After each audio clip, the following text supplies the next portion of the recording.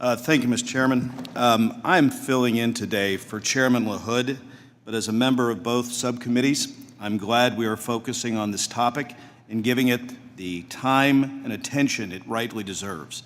Before I begin, I would also like to echo our chairman's remarks about our colleague, Mr. Danny Davis.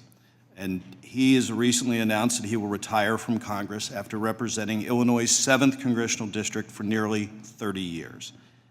Representative Davis, you have been a tireless advocate and a champion for children and families for over the many decades of your public service. I would also like to echo my colleagues' recognition that we celebrated 90 years of Social Security and all that is done to provide for seniors with certainty that they all need to have and satisfy their net in retirement.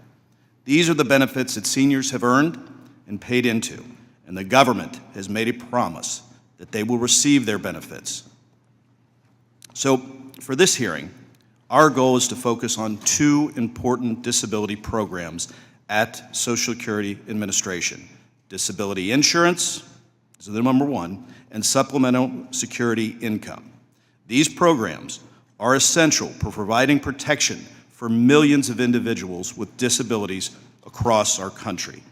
And I'm proud to say that last year, my home state of Ohio, through our Opportunities for Ohioans with Disabilities Agency, worked with nearly 37,000 Ohioans with disabilities in their pursuit of meaningful work and independent lives.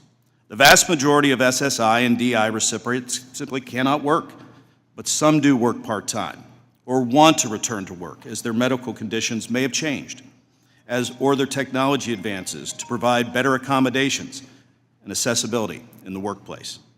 Now, according to a survey by the Social Security Administration, the majority of SSI and DI beneficiaries reported being work-oriented with a goal of working or advancing in a career, and roughly nearly 18% saw themselves working enough to leave disability benefits in the next 5 years. For these individuals, we want to make sure that government policies are working in their favor and not discouraging or putting up walls that make it harder to connect to work. This is the first hearing we've had to review SSA's return to work policy since 2015. I think we're long overdue. Now, certainly there are some incentives in place to encourage individuals to return to work and earn wages, but all the evidence suggests that they are effective. As an example, the Ticket to Work program was put in place in 1999, but according to SSA's survey, only 1 out of 3 beneficiaries have ever heard of the Ticket to Work.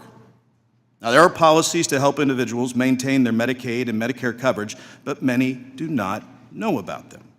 I'm particularly concerned about reports that fear of overpayment discourage work attempts.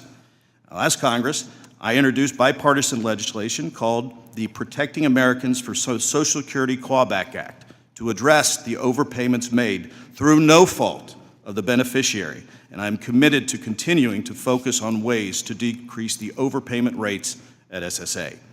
All of our government programs need to be oriented to provide every opportunity for individuals to reach their full capacity.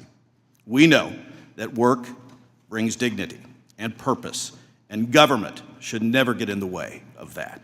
I hope that we can work together with my colleagues on the other side of the aisle to find bipartisan ways to improve outcomes for disabled individuals. I'm honored to have our witnesses with us here today. I look forward to hearing what they have to say on these important issues. And with that, Mr. Chairman, I yield back.